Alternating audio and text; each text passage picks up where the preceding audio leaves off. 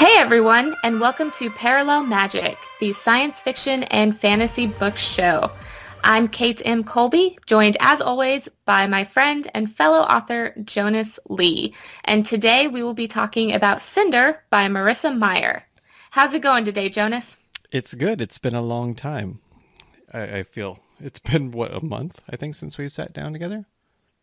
It's been a while. Yes, so if you're listening to this way after these have come out, this is just another beautiful episode in your binge.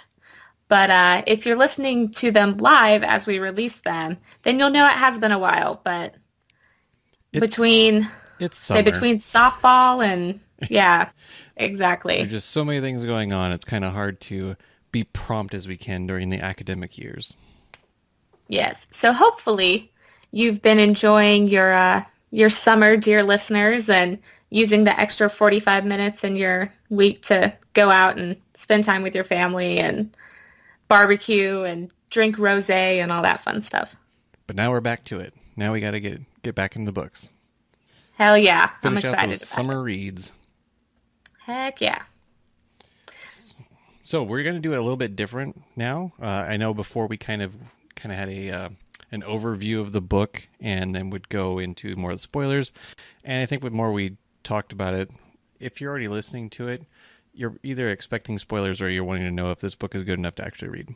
So we're kind of just giving you a blanket spoiler warning that we're going to be going into the book Cinder, and anything we say cannot be held against us anymore. So there. Absolutely. But before we dive into the book, I want to know what you're drinking. Ooh, yep. Since it is summer, it is the time for Leinenkugel's Summer Shandy. I wish I could get, royalties off of saying that, but that's what I drink in the summertime. Just something nice and fruitful and delightful.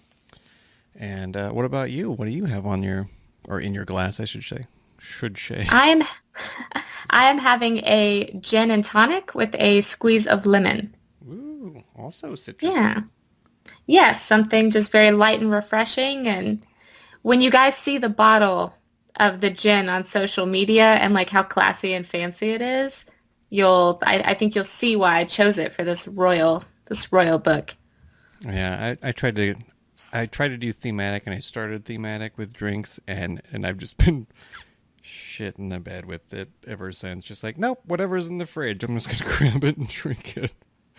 So Well, it's for me it's an exercise in creativity now. It's like, okay, what's sitting in the liquor cabinet, which is really the top of the fridge, and how does it match the tone and the theme of the book? So what can I draw out to make this connect to what we're reading?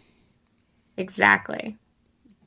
That's good of you. I like that. I mean, I like how you're putting that extra bit of effort. You're like that kid in class who's like, you didn't assign us any homework. Yeah, I was totally that asshole growing up too. Oh, you were, weren't you? Oh, Yeah. I see that in you with all your researching and your studiousness. So that solves that mystery. Yep, haven't outgrown it yet. Not yet. Well, All right. So do we want to go into the book summary? let's do the. Do you want me to read the Goodreads little blurb? Absolutely. We'll do that, and then we'll give our thoughts. So, oh, jeez, I'm about choked on nothing. All right. Cinder, a forbidden romance, a deadly plague. Earth's fate hinges on one girl. Cinder, a gifted mechanic in New Beijing, is also a cyborg. She's reviled by her stepmother and blamed for her stepsister's sudden illness. But when her life becomes entwined with the handsome Prince Kai's, she finds herself at the center of a violent struggle between the desires of an evil queen and a dangerous temptation. Cinder is caught between duty and freedom, loyalty and betrayal. Now she must uncover secrets about her mysterious past in order to protect Earth's future. This is not the fairy tale you remember, but it's one you won't forget. NC. So, yeah, Nice. so with that, and I think when I first put this on my to read list, I can't remember who. Somebody recommended it to me, and I think there's actually a short story that came before this, and that's the one I actually read, and then I just had this lying around for the last 3 years. So I was actually kind of glad that we got voted into to give this a read. Yeah, I was excited when our listeners voted for it as well because it's one of those books that I've seen my friends on Goodreads reading, and I've seen it making the rounds and getting the front table display in Barnes and Noble. So I've been very intrigued to see what all the hype is about. And with all the hype, because I know that there's like 3 or 4 after it, maybe 3, but there's a series with it. Yeah, it's definitely a series. What do you think of the hype? Was it worth it? Personally, I think it was a little overplayed. I mean, there are definitely things I liked about the book. Like, I love this reinvention of Cinderella and like the fact that her evil stepmother hates her because she's a cyborg and that makes her a second-class citizen. I think that's really cool. There were a lot of really small details that played into the original Cinderella story. Like the car she fixes up to drive to the ball is a nasty orange color. Yeah. And I'm like, oh, it's like a pumpkin. Like a pumpkin. You know, her carriage turns into a pumpkin. That's cool. So there were a lot of those details that I really liked. But what I'm sure I will spend a decent amount of time ranting about as we get further into this is I wasn't too sold on the love story, and I thought everything that happens is really obvious. And not just like, you know, I know the framework for Cinderella, so I know, you know, that part the story already. Right?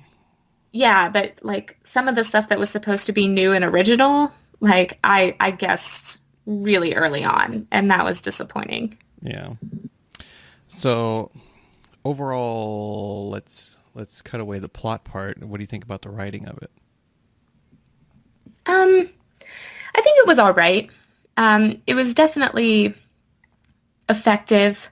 There was some beautiful language in there, some good description, but I noticed there was a lot of repetition in the words, and the dialogue to me just kind of felt angsty. That might be about the best word for it. Like, it just felt like everybody was always yelling at each other or being really dramatic. And yes, the plot was dramatic, and I know this is a book written for teenagers. You know, Cinder's like 17 in it. But it just, yeah, it was well written, but the tone of it was a little angstier than I think I was prepared for. Yeah,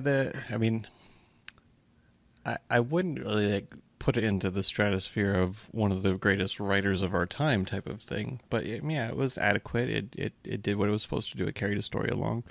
Yeah, nothing really stood out as like, ooh, that's so good. Or it was like, oh, that's so terrible. How would you do that? I think the writing was just even part to get the narrative around. That was my take on it. Yeah, I would agree with that. And like I said, I mean, she's a good writer, and I was thoroughly entertained. She kept me engaged. You know, even having guessed the plot, you know, I still stayed engaged, and I think she did a really good job of getting us in Cinder's head and in her emotional experience and all of that. So, yeah, I would say, you know, perfectly good writing. Yeah, and I also think that what also makes a good writer is tying in that plot and opening up something new. So I think that does have a bit to go with it. So having a plot that's not only a retelling, so you kind of have this safety structure that's already there that you don't have to go like, what will I do with this stepmother character or this prince character? You kind of know where you have to go without completely, you know, inside outing this thing. But then the new portions of it, I mean, do we just want to get into it as to what they are? Yeah, let's go for it. Let's just get it. The whole lunar thing, the moment they said that there was another class of people and one of the princesses was missing or dead, I'm like, well, that's her. It's going to be her. I She can't know, remember anything. right? So, well, and so I should have looked into this series more, and I didn't, because I was under the impression that like each book retells like a different fairy tale. So my first thought with that probably wrong impression was like, okay, so Queen Lavanna, the evil lunar queen, is obviously Snow White's evil stepmom or mom or whatever. Right. So, because she's got the whole mirror, like she's afraid of the mirror, she can glamour people, she fits the physical description. Mm-hmm. So I'm like, okay, so maybe, at first mention, this is setting up a future book that's going to interweave and tell Snow White's story. And then, like, the second time they brought it up, I was like, oh shit, she's Cinderella and Snow White. Like, we're just double dipping We're just in gonna our combine princesses these here. two. We're just gonna merge them. Which, like, I will say, I think it was a cool idea. Like, I love the concept of this, like, kind of cyberpunky future where, this lunar people has, like, bioelectricity that can mind control others, and you can replace limbs with cybernetic parts. Like, that's all really cool. And I'm even okay with her blending the two fairy tales the way she did. But it was so obvious. Yeah, it wasn't even like a hint. They basically in one, I think it was even like one page, basically told you, hey, guess what? There's this princess missing. Oh, and you don't remember where you were 11 years of your life? Weird. Let's go on to the next chapter. Like, no, that's her. Yes. That's her right there. I mean, it's like those people Well, in horror movies that go into the house like, let's split up. You're going to die. You're going to die right now. exactly. Well, and like I had this hope. I'm like, okay, maybe they're misdirecting us. And it seems super obvious, but she's going to pull the rug out from under us and it'll be okay. Because like they revealed that Cinder is lunar really early on in the book, like halfway or maybe even slightly before halfway. Yep. So I'm like, okay, there's no way they're revealing this and then she's going to be the princess. Like that would just be too obvious because like I don't know. I tried to think back because like this is a book that 16-year-old Kate who loved Twilight would have loved. Like I'd have been all over this Prince Kai fellow, Oh, yeah. totally inserting my own self into the story. Like it would have been great. But it's like I think even I back then would have guessed this immediately, and I probably wouldn't have been so tough on it. But Yeah. like it just Different, yeah, it's different like set this of eyes, I guess. yeah, but like as a writer, I was sitting there and I was like, "Oh, come on, author. Like halfway through the book, you've given it away. Like Right. your reader has to be an idiot not to know." And like, I'm sorry if nobody guessed it. I don't mean to call you an idiot. I just realized how bitchy that sounded. But like, Idiot. to me, it was just really obvious. Like I know we miss things all the time, and I've missed really obvious twists in books before, but this one to me Dude, was This, too I mean, easy. no, I think you're pretty on the nose with it. I mean, unless you've never read a story that has had some sort of dystopian fairy tale, like, oh, look at you with all the special powers now type of book, you can't go into this book going, well, she's the special one. And then you just kind of learn more and more, well, she's definitely the princess, unless they do some sort of backwards, like, oh, nope, it's not you. It's actually the consciousness of your little robot Aiko. Then I would have went, holy crap, I can't believe That it. would have been awesome. That I would have gone, oh, that was good. I like what you did there. But yeah, I mean, yeah, that I think that was really one of the few things of the book that I didn't really like, but it wasn't something that I went, like, now I can't read anymore. It was just kind of a, like, well, Yeah. the surprise is gone, Santa's real, life sucks type of vibe. So, Yeah, I mean, even though I guessed it, I did want to read more to see how it was going to come out mhm. and she was going to get exposed and like how she was going to react to the truth and so yeah, even though I knew what was going to happen, I was still interested in seeing how it would happen. Yeah, I think that's what I was holding on to. And if that's what her ultimate goal was not to really surprise people, but to just have them reeled in until the end, I think she did a very decent job with it. Yeah, absolutely. The aspect of, what do you want to call it, cybernetics, cyborg parts, things like that, versus actual androids, it seemed that part was the only other part that seemed kind of weird to me, I guess. Just that the fact that people are fine with androids, but cyborgs are somehow this trash race now. I'm like, they're basically the same thing. I understand the like you've now enhanced yourself with something artificial, and now you're better, and we think of you lesser. I think is the Well, gist. the thing is with the androids, though, is that they were, just like really smart machines. And I think the humans in the book just viewed them as machines and technology. And, it was clear they didn't have the same rights as living beings. Hmm. And I mean, their intelligence is obviously artificial because, they talked about personality chips and things like that. So I think to me it seems natural that like you would accept that because it's like, oh, okay, it's technology, I own it, I'm using it. It's kind of cool that it's human-esque, but like, it's its own thing. Whereas the cyborgs, I think I I didn't understand, I guess, why it was such a big deal. Because like, if someone has a prosthetic limb, you don't, well, any decent human being doesn't view them as less of a person or Right. anything like that. So it's like, if someone lost their leg and then had a badass robotic leg that could like, that was really strong and had special features, if anything, I would think they like we would be jealous of that and like they would be superior in a way. Yeah, I think that's exactly where my brain was going, but your mouth actually made it go further. So, but yeah, That's what we do, man. that's what we do. That's what we do. Wonder Twins.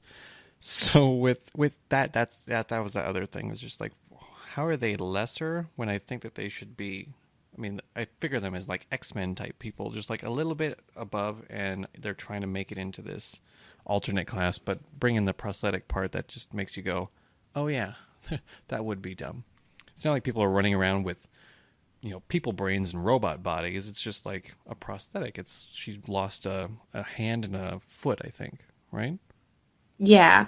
I mean, she also had like her spinal Oh, cord yeah. was metal and she like her heart was made out of silicon and there were some things like that. But yeah, it didn't really make sense to me, especially because it's not like the society seemed deprived in any way. Like the society accepted advanced technology and, they were all using these advanced technologies in their homes and businesses. So it does seem really strange that cyborgs would instantly be a second-class citizen. Yeah. Now, I can see how humans would rationalize drafting the cyborgs into the, sorry if you hear that phone in the background, It's all right. I'll get it. um, drafting the cyborgs into the plague research. Yeah. That makes sense because it's like, okay, some of these cyborgs are only alive because this technology is keeping them alive. In any natural situation, they would be dead. So I could see how if you were very afraid of being drafted and getting sick and like you wanted to protect yourself and your children, you know, it's that apocalypse mindset. We totally would, a Hmm. lot of us, be like, okay, nope, take him. Yep. He should Nope. be Nope. dead Nope. anyway, take him. That one. The metal guy over there. Take that guy. Yeah, so I would understand if it was kind of a recent phenomenon that the cyborgs were becoming second class, but the fact that they were second class the whole time seems kind of strange to me. Yeah. That one kind of poked some holes in what I thought was a very good story. I mean, honestly. Um, the the other thing that I don't know if you caught, but this all started. I think the lunar thing started happening after, was it World War IV?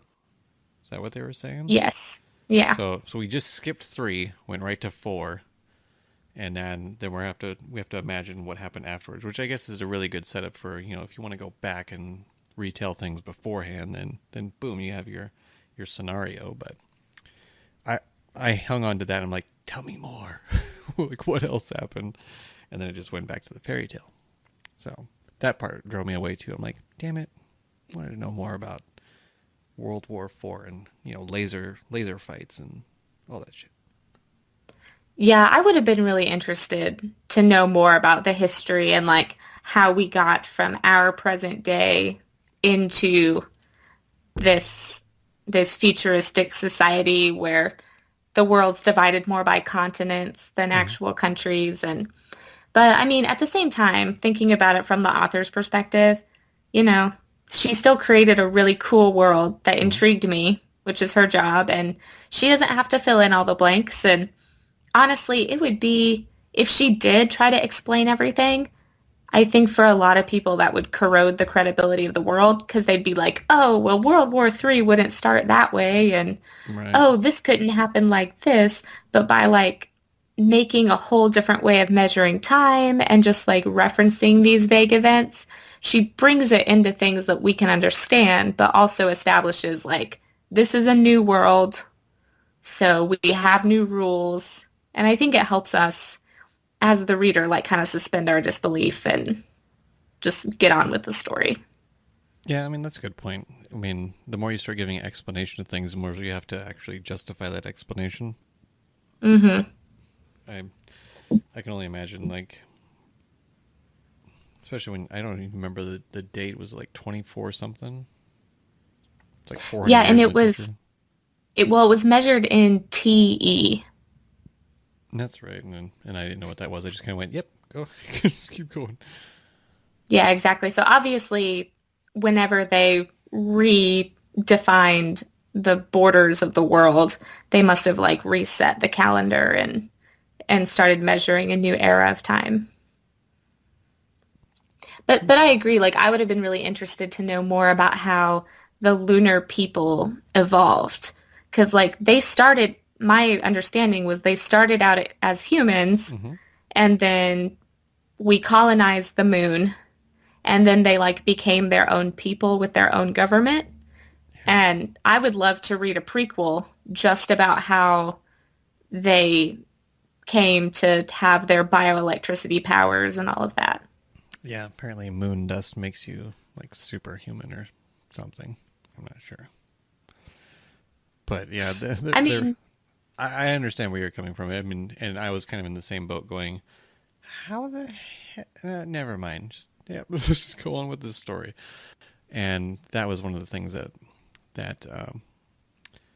I don't know, something about fighting against moon people who want to take over the world again. That made me go, why? Like they were from here. Okay, like sure, we'll just go with it and see what evil shit is happening. But apparently, this one well, queen and is controlling everybody. So yeah, I was gonna say honestly, it might be that 99% of the lunar people are pacifists, and this dictator queen just has them all brainwashed into thinking that they need to take over Earth because she wants to be in charge of everything.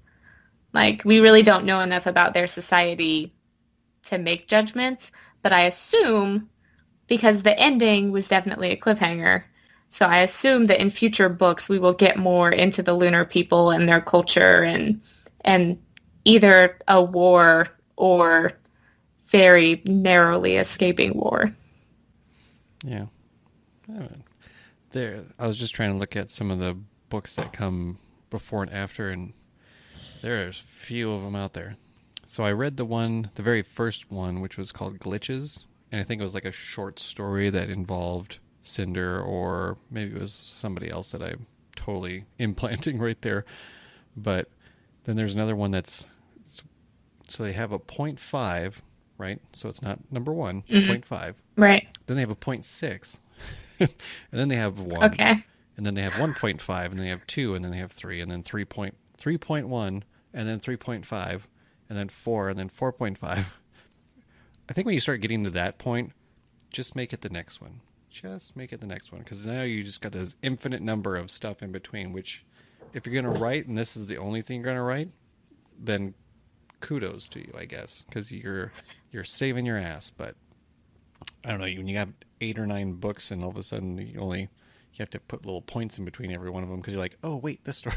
Oh wait, this story. Well, I mean, are they books though, or are they short stories? The Because if first they're if one is, I know that because it was only like, I don't even know if it was 100 pages. The second one I couldn't tell you without actually looking into it. But then I think the major ones are definitely books. and I can't quite. Because I'm okay with them doing like 2.5 or whatever if they're short stories and if they're not widely published. Like if this is something that, maybe she sent out to her other subscribers or like it was published in a very smaller scale way, then it's like she's just kind of giving bonus stories to fans, but they don't actually affect the actual series. Yeah, I suppose that makes sense. Yeah, one of these is only like 35 pages. So, yeah, it's probably so it's like they're not real books. They're short stories or novellas or something that is just kind of a bonus. Probably something to like keep people engaged in between publications. Don't worry, there's more coming. Here's a little taste. It's like a dealer giving out little free samples. Come on, man, just a couple more pages.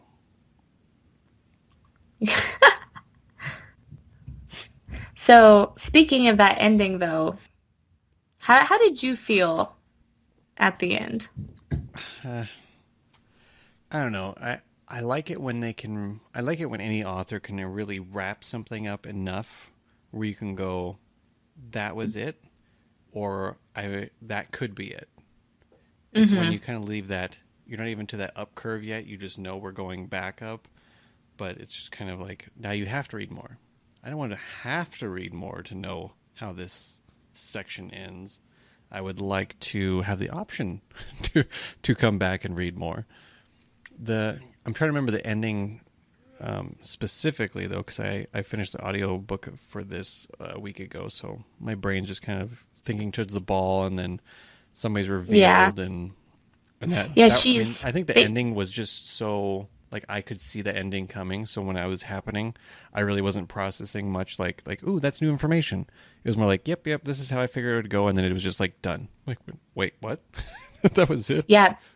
Basically, she makes a complete disaster of the ball, and she gets locked in prison so that the Lunar Queen can take her back to the moon and execute her, basically, for being a runaway to Earth.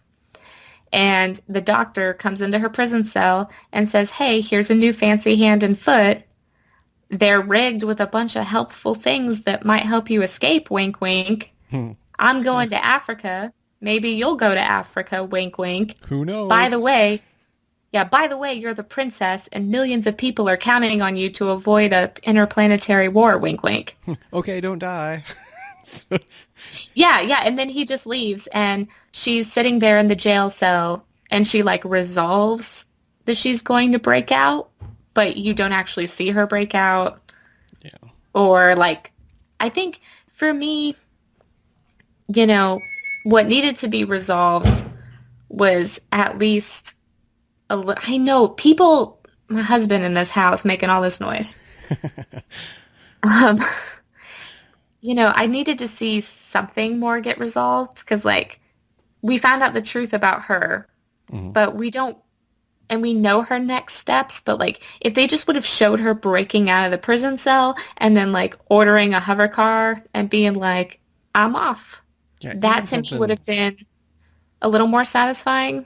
Yeah, there's just that level of, you almost gave us a near completion. Like, you can almost get to that point where you're almost falling over the edge, and you just know the gravity's going to take you the rest of the way. But this one was just kind of like, okay, the edge is about 3 steps up. You know what's going to happen. Come back to the next book. And I'm like, no. Yeah. Come on. Yeah, it kind of fell 1 chapter short for me. I think I would have liked an escape chapter, and then I would have been more satisfied because I know nothing about the second book, but I have the impression that the second book isn't going to pick up in the prison cell. It's going to jump forward to her journey to Africa or her arriving in Africa or something else. Right. And if it does that, I'm going to feel like I got cheated out of this really awesome moment where Cinder saved herself. Right. Because, like, really, the doctor comes in and saves her by giving her this stuff, and we don't even get to see her, like, take control of the situation by escaping. It's just like, oh, here's a man coming to save the dumb young girl, and it's over. Her save the rest of that scene. It's like, nope. Yeah, man saved her. You were good. Yeah, and I guess as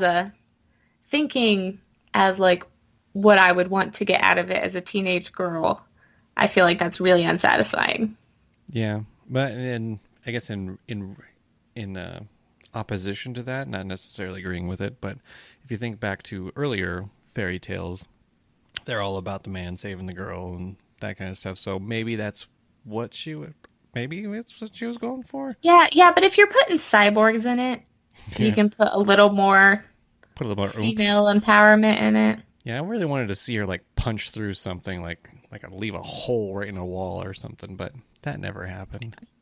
Yeah, I mean she did a pretty good job throughout the story of being an active character, and she's obviously very intelligent and She can build to a be a car from not mechanic even and really knowing. So I was just like, wow, yeah. that's impressive. Yeah, so I think there are a lot of things that make her a strong character. I just feel like the ending didn't do the character justice. Yeah, there were. I think throughout the whole story, there was just certain gaps in there where they weren't irreconcilable. They weren't such a gap where you go, I can't keep doing this. It was more of just a gap where you know that you could have filled that in better. Just gonna continue on, but just want you to know you can do better. And maybe she does in the next one. I'm not sure. Yeah. So I think the last big thing that we haven't discussed is the romance part of it. Yeah. So that was telling.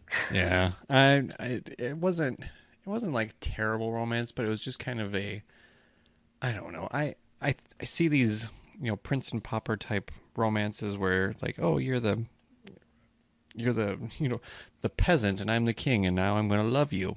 Like, what? How does that? I don't get it. And there's nothing really hinting to me, telling me what he finds attractive about her or what she finds attractive about him. It was just more like everybody wants to have somebody, rich and powerful come after them when they're, young and poor and at their wits' end.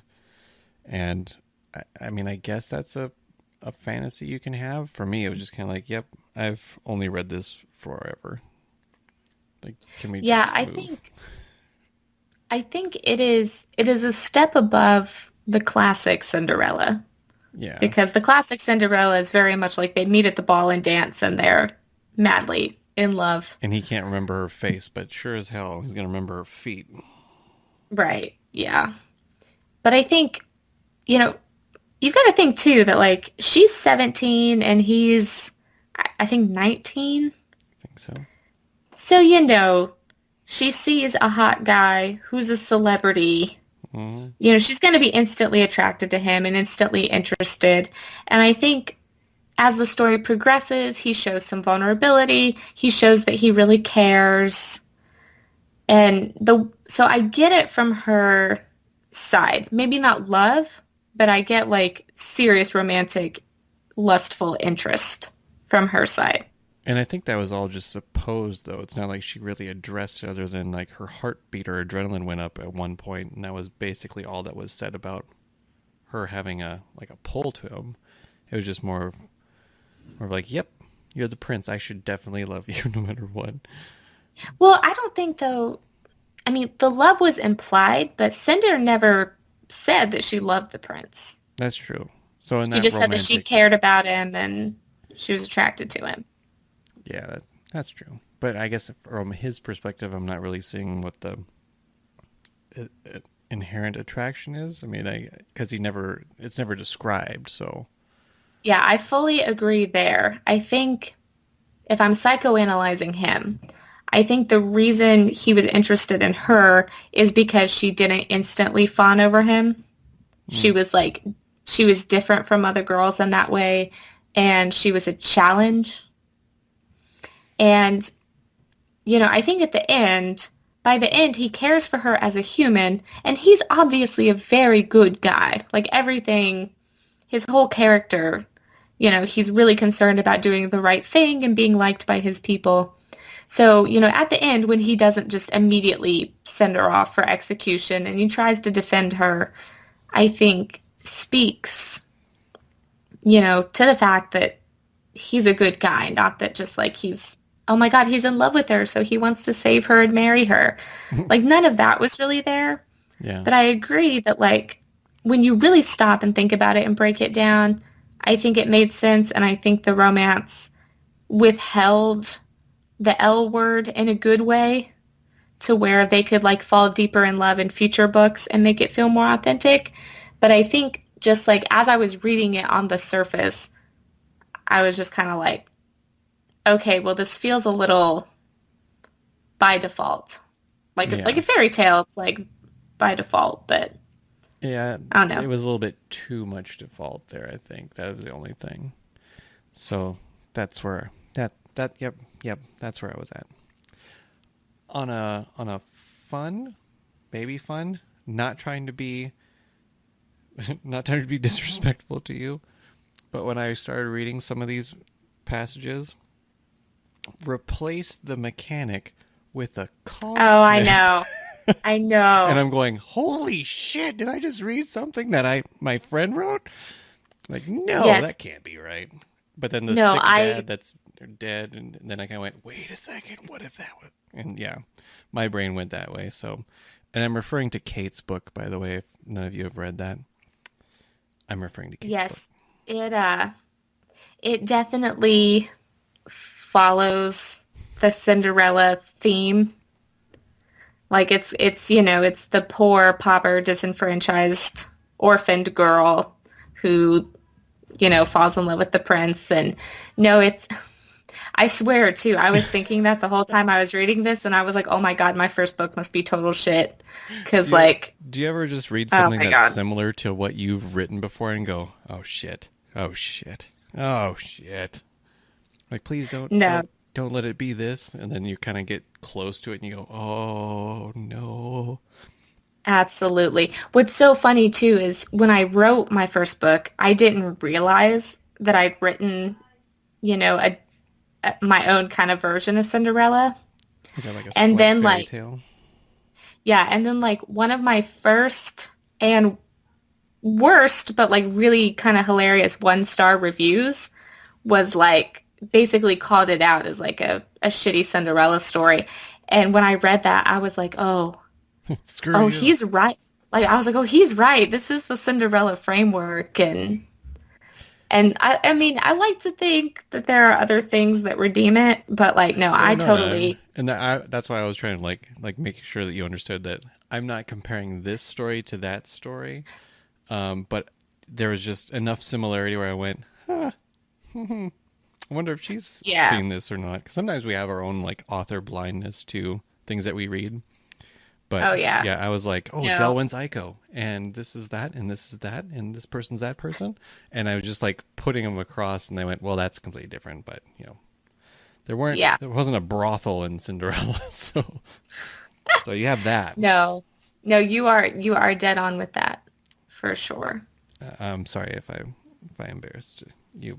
No, it's totally fine. It's one of those things that I think had we had this conversation 3 years ago when the book first came out, I would be really embarrassed. Yeah. But now that I've grown as a writer, I think if any of you listening to this are published authors, I mean, you will know that with your first book, you love it and it's special to you. Yeah, but you're always like, oh my God, if I could go back and rewrite this, I would do so many things differently. And oh yeah, that's kind of how I feel. Like I would change a lot if I went back, but at the same time, you've got to keep moving forward. Like, what's the point in rewriting something when you could just write something newer and better and keep improving? I mean, you can only go forward. If you go back too much and too often, then it's detrimental. I mean, you're just going to be writing that story forever. But, exactly. Yeah, I mean, I look back at mine and I go, yeah, as much as I want to promote this, that's parts of me doesn't want to do that. And I'm like, nah, maybe I'll just let people find it. I'll write something better, and then they can go back and poke fun at me. That's fine. But, okay. With that out of the way, before we get too far-winded, what is your rating? We have a shot rating we have to give this book. We do. So, I've considered this because I am really torn, and there are things I like and things I don't. I think I'm going to settle on 7 out of 10. And on Goodreads, I'll round that up to 4 out of 5 because I love the world. I love the concept. I love how she took classic aspects of Cinderella and redid them, both obviously and subtly in this new story. Um, but but I agree, the things that are holding it back are like the three big problems we talked about. Mm-hmm. It's how obvious the twists were, that the love story just kind of fell into place, and that there were some, I don't want to say, I guess, gaps of logic in the world or things that at least could have used more explanation in order for me not to get hung up on them. Yeah, you took the words and the rating right out of my mouth, honestly. I was Oh, gonna go, really? yeah, I was already thinking to myself before we started, I'm like, I'd probably give this a 6.5, maybe 7. And I think on Goodreads my review is a 4 out of 5. And it really is. I mean, it's a 4 out of 5 book for me. There wasn't anything terribly wrong with it, but there was just enough wrong with it where I'm sure that in future books she's probably corrected the gaps and the slight, Swiss cheese of logic in certain aspects. But it's also appealing to a not a class, but a demographic that I'm not in. I mean, it's mainly appealing to teenage girls who want a fairy tale story retelling, so that they can kind of be a little bit more with it and into it and all that kind of stuff, in my opinion. But it was still No, good writing. absolutely. So Yeah, and like I said before, if I could put this, if I would have read this as a teenager, I think my rating probably would have been 9 out of 10. Like, I probably would have seen some things coming and, taken issue with a couple things. mm-hmm. But, like, the hormones would have taken over, and I would have loved Prince Kai and how noble he was, and You would have done the fan idea, art and yeah, like, oh, please, no, I can't draw to save my life. I would have written fan fiction. oh yeah, that'd be more I your was speed. that kid. Yep. But yeah, so I think definitely, like, if you're a teenage girl or a teenage girl at heart who just wants a fun romance, a fun fairy tale with like kind of a cool futuristic bend and a strong female character, then I think you're going to get that and be really happy with this. Yeah, I think if especially if you like retellings and things like that, this is going to be right up your alley, because I always love variants of like comic book covers and movies where they redo things, and like, yeah, let's check it out. I'm always up for it. I personally probably won't go on for more, just because it didn't pull me in enough, and there's so many other stories out there that I'm pulled toward. I'd hate to take time away from that when I could devote it towards something else. That's basically the only reason. If I had all the time in the world, I'd probably continue, but I agree. I would be interested in knowing more, but I'm not so interested as to postpone the other things on my to-be-read list. right. Yeah. But all in all, now we've read it. Now we've read one of the Lunar Chronicles, so we know what's in store pretty much in the future. And yeah, up next we have The Man in the High Castle. I'm slightly looking forward to that one, just to see what it's like compared to the TV show, which I've watched most of. Yeah, I watched the first few episodes of the TV show, but not much more than that. Not much more. No, Well, but it'll be good. It's much different book than the one we've just read, so that'll be fun. It is, and hopefully, I can't imagine it's not good. But then we also have a poll out on our Goodreads group page, so if you're not a member of that group, you should come vote, be a part of it, because we're trying to figure out what the next few books or order of next few books that we have in store. Right now, everything's tied, honestly. There's 8 votes. We have 2 votes each category. It's going to be infuriating. Great. We're basically going to come down to a Twitter poll pretty soon, and that always ends well. So, up until then, I don't think we have... God, it'll probably be a couple weeks, right? Yep. Yeah, so, and we are open to suggestions. So if you go and join our Goodreads group, as you all should, and you don't like any of the options in the poll, leave a comment and tell us what you'd rather hear us talk about. I mean, we are always open to your suggestions, and as always, in the show notes, you'll see links to our Facebook page, Instagram, Twitter, Goodreads group, YouTube channel. Like, we're everywhere, so there are plenty of ways for you to share your thoughts on the books we read and your opinions on what you'd like us to read next.